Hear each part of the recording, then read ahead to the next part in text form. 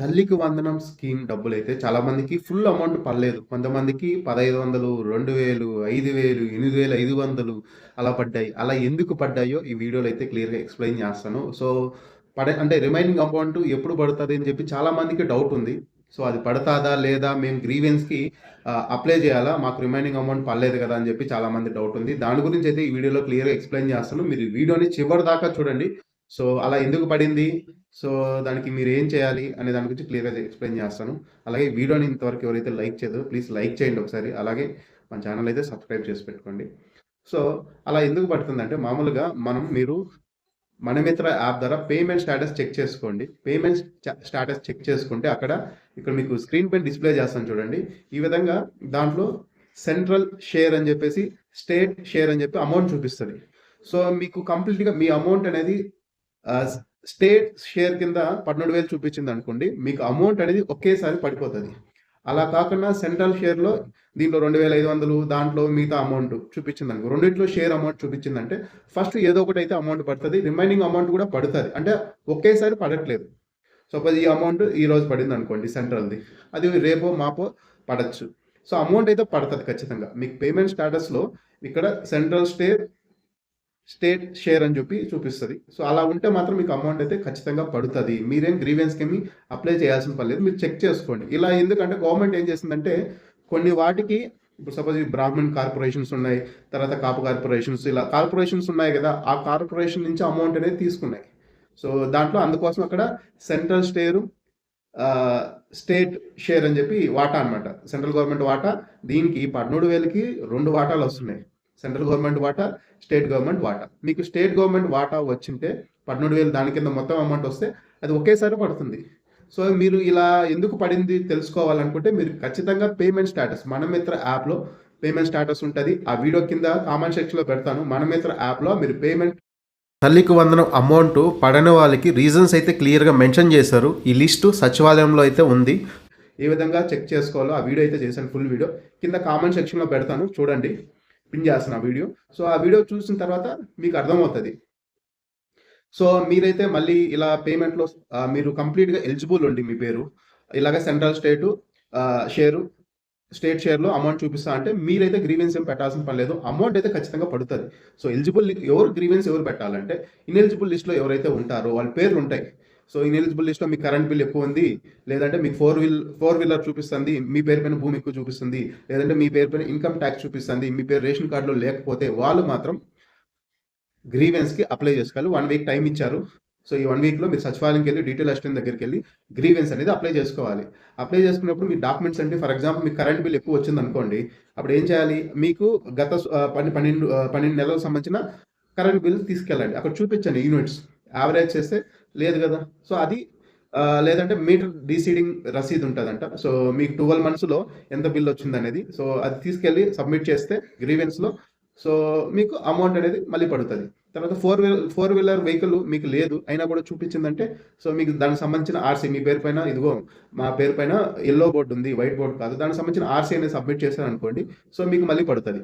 తర్వాత income tax pay చేయలేదంటే మీరు సీఏ దగ్గర ఒక సర్టిఫికేట్ అనేది తీసుకురావాలి. లాస్ట్ ఇయర్ మేము పే చేయలేదు. మేము అసలు పే చేయలేదని ఒక సీఏ దగ్గర సర్టిఫికేట్ అనేది తీసుకొని వస్తే మీరు దాన్ని అప్‌లోడ్ చేయాలి గ్రీవెన్స్‌లో. ఫోర్ వీలర్ వాళ్ళకి అది. తర్వాత హౌస్ హోల్డ్ మ్యాపింగ్‌లో లేకపోతే మీరు దాన్ని గ్రీవెన్స్ సెలెక్ట్ చేసుకొని మీరు చూపించుకోవాలి. తర్వాత మీ పేరు రేషన్ కార్డ్‌లో ఉన్నా కూడా మీకు రేషన్ కార్డ్ లేదని చూపిస్తే రేషన్ కార్డ్ గ్రీవెన్స్ అనేది చూసుకోవాలి. తర్వాత ఇంకొకటి మెయిన్ ల్యాండ్. ల్యాండ్ మీ పేరు పైన ఎక్కువ చూపిస్తుందంటే మీరేం చేయాలి? దానికి సంబంధించిన 1 మీ దగ్గర ఉంటాయి కదా డాక్యుమెంట్స్. ఆ 1 అవి తీసుకెళ్ళి అక్కడ సబ్మిట్ చేసి సో, మా పేరు పైన ఇంతే ల్యాండ్ ఉంది. కానీ అక్కడ ఎక్కువ చూపిస్తుందంటే సో, మీరు గ్రీవెన్స్‌కి అప్లై చేసుకోవచ్చు. సో, ఇక్కడ ఇవి ఏమి డాక్యుమెంట్స్ ఒకవేళ నిజమే అయితే మాత్రం మీకు గ్రీవెన్స్‌లో పెట్టుకున్నా కూడా అమౌంట్ పడదు. ఎవరికైతే నిజంగా మీరు ఇన్‌కమ్ టాక్స్ పే చేస్తే, నిజంగా మీ పేరు పైన ఫోర్ వీలర్ వెహికల్ ఉండి, వైట్ బోర్డ్ ఉంటే మాత్రం మీకు అమౌంట్ అనేది పడదు. కరెంట్ బిల్ కూడా అంతే.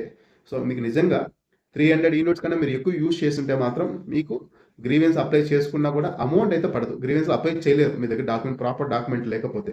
సో, ఈ గ్రీవెన్స్ అప్లై చేసుకున్న తర్వాత వీళ్ళకందరికి డేటా అనేది వెరిఫై అయిన తర్వాత నాకు తెలిసి రెండో విడత ఆగస్టు 30 తేదీ అయితే అమౌంట్ అయితే రిలీజ్ చేస్తారు. సో, అప్పుడైతే రిలీజ్ చేస్తారు. ఎందుకంటే ఇంకా first class, inter first year వాళ్ళకి చాలా మందికి అమౌంట్ అనేది పడలేదు. ఎందుకంటే జూన్ 30th వరకు అడ్మిషన్ తీసుకున్నారు. జూన్ 30th వరకు అనుకుంటా మేబీ. సో కొంతమందికి పడ్డాయి అంటున్నారు. But maximum first class, inter first year స్టూడెంట్స్‌కి అయితే పడలేదు. అలాగే ఎవరైతే స్కూల్ చేంజ్ అయ్యుంటారో, వేరే స్కూల్ చేంజ్ అయ్యుంటారు కదా! సపోజ్ ఇప్పుడు థర్డ్ క్లాస్ ఒక స్కూల్‌లో చదివారు. ఫోర్త్ క్లాస్ ఇంకో స్కూల్‌కి చేంజ్ అయ్యారు. వాళ్ళకి కూడా అమౌంట్ పడలేదు. వాళ్ళకి కూడా డేటా అండర్ వెరిఫికేషన్ ఎర్రర్ చూపిస్తుంది.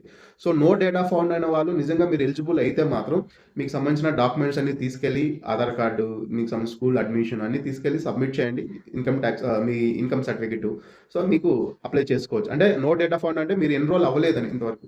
సో మీరు ఏదో స్కూల్‌లో చదువుతున్నారు మీ పిల్లలు. అయినా స్టిల్ మీరు దీంట్లో ఎన్రోల్ అవ్వలేదని. సో మీరు కూడా ఎళ్లి సబ్మిట్ చేయండి నో డేటా ఫౌండ్ వచ్చిన వాళ్ళు. తర్వాత ఇంకొకటి హౌస్ వాల్ మ్యాపింగ్. సో దానికి సంబంధించి ఒకసారి చెక్ చేసుకోండి హౌస్ వాల్ మ్యాపింగ్ వాళ్ళు. సో ఆల్మోస్ట్ నేను అన్ని ఎర్రర్స్‌నైతే కవర్ చేశా. తర్వాత ఆర్‌టీఏ వాళ్ళకి అమౌంట్ కొంచెం పడింది, కొంచెం పడలేదు. అది పడతది. సో ఆర్‌టీఏ వాళ్ళకి కూడా ఎలిజిబిలిటీ ఉంది తల్లికి వందనం స్కీమ్ కింద. సో అన్ని సచివాలయాల్లో ఈ లిస్ట్ అయితే ఉంది. సో వాళ్ళ పేరు లిస్ట్‌లో పేరుండి వాళ్ళు ఇనెలిజిబుల్ ఎందుకు పడలేదో క్లియర్‌గా రీజన్స్ అయితే ఇచ్చారు చూడండి. సో కుటుంబంలో మీకు మాగాణి భూమి.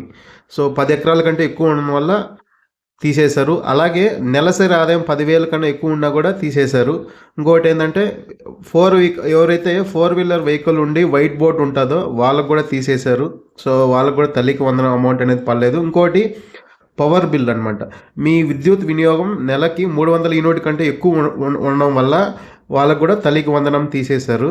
సో ఇంకా ఇక్కడ రీజన్స్ మెన్షన్ చేశారు. సో ఇంకోటేందంటే మీకు ఎవరైతే మీ ఫ్యామిలీలో ఎవరైనా సరే ఇన్‌కమ్ ట్యాక్స్ పే చేస్తుంటే వాళ్ళకి కూడా నాట్ ఎలిజిబుల్. తర్వాత 4 వీలర్ అయితే ఉండకూడదు. సో కరెంట్ వినియోగం అయితే 300 యూనిట్ కంటే ఎక్కువ ఉంటే మీరు ఎలిజిబుల్ కాదు తల్లికి వందనం స్కీమ్‌కి. సో ఇక్కడైతే క్లియర్‌గా మెన్షన్ చేశారు చూడండి. ఆదాయం కూడా 10,000 కన్నా ఎక్కువ ఉండకూడదు.